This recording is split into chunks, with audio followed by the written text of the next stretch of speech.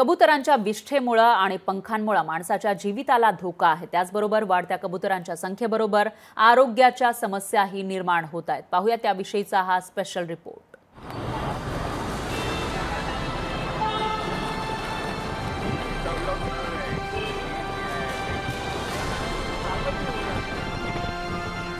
सावधान, कबुतरांना खायला घालाल तर शिक्षा होईल।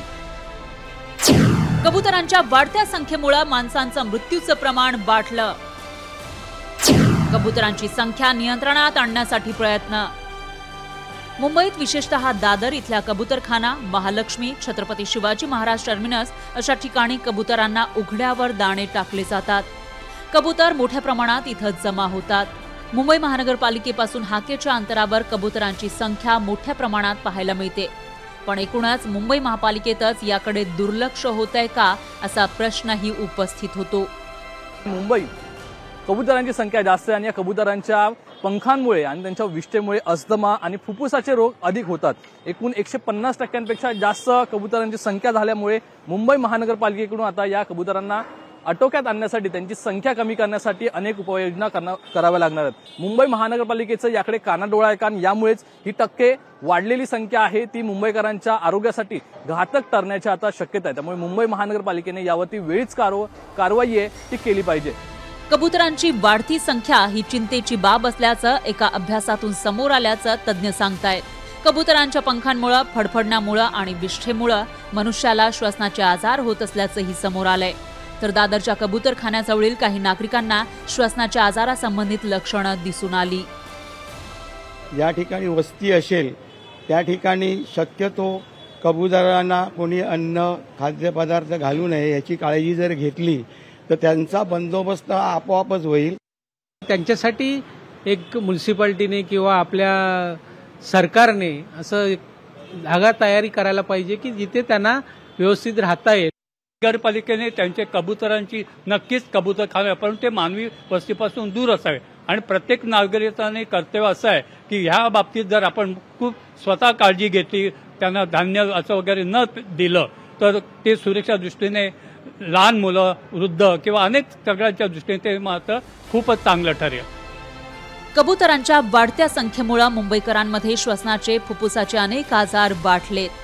सध्या थंडीचे दिवस असल्यानं नक्की कबुतरांच्या विष्ठा आणि पंखांमुळे किती रुग्ण वाढले ते सांगू शकत नसल्याचं तज्ञांचं म्हणणं आहे। कोणी मला विचारलं होतं आधी की प्रदूषणामुळे पेशंट वाढले का, तर श्वसनाच्या आजाराचे पेशंट वाढलेले आहेत, पण आज एकूण आकडा सांगता येत नाही, कारण हा आजार जो आहे वर्षभर असतो।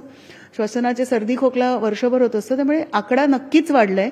श्वसनाचे किंवा श्वासाचे आजाराचे रुग्णांची संख्या नक्कीच वाढली आपल्याकडे। कबुतरांच्या विष्ठेमुळे आणि पंखांमुळे घातक रोग होत असल्याचंही तज्ञ सांगतात। दरम्यान हे रोग समजण्यापर्यंत उशीर झालेला असतो असंही तज्ञांचं म्हणणं आहे। कबुतरांपासून होणाऱ्या हायपर सेन्सिटिव्हिटी न्यूमोनायटिस या आजारामध्ये आपल्याला असं बघायला मिळतं की खोकला येणं जो दीर्घकालीन असतो, दम लागणं, त्याच्यानंतर मनुष्याचं वजन कमी होणं आणि विकनेस किंवा एक थकवा जाणवणं हे इनिशियल लक्षणं असतात। इनिशियल स्टेजमध्ये जर याचं उपाय आपण केले नाहीत किंवा याच्यावर जर ते एक्सपोजर थांबवलं नाही तर नंतर ऑक्सिजन लेवल रक्तातली कमी होणं आणि जास्त दम लागणं हे सुद्धा त्याची लक्षणं असू शकतात। कबुतरांच्या संख्येवर नियंत्रण मिळवण्यासाठी शासन स्तरावर प्रयत्न सुरू आहेत। कबुतरांना खाणं टाकण्यावर बंदी आणण्यात आली आहे। कबुतरांना दाणे टाकणाऱ्यांवर यापुढे कारवाई होणार असल्याचं मुंबई महापालिका आणि पुणे महापालिकेनं जाहीर केलंय। कबूतर घातक का ठरतात ते बघूयात। कबुतरांची संख्या झपाट्यानं वाढतीये।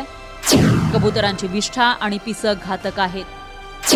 हिस्टोप्लाझ्मा आणि क्रिप्टोकोकस सारख्या बुरशीसह ॲलर्जी आणि आजार यामुळे वाढतात।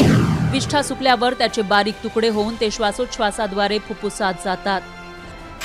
हे कण शरीरात गेल्यानं श्वसन प्रणालीला त्रास होतो, त्यामुळे जळजळ, घरघर, खोकला आणि धाप लागते।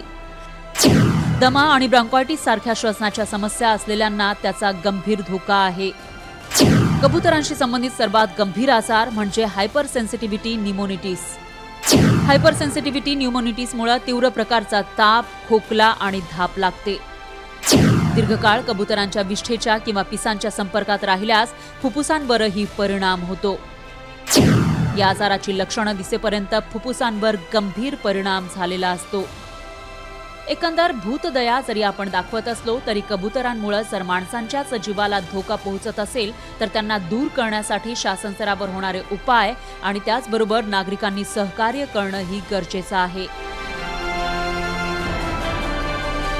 स्वप्नील जाधव, लोकशाही मराठी, मुंबई.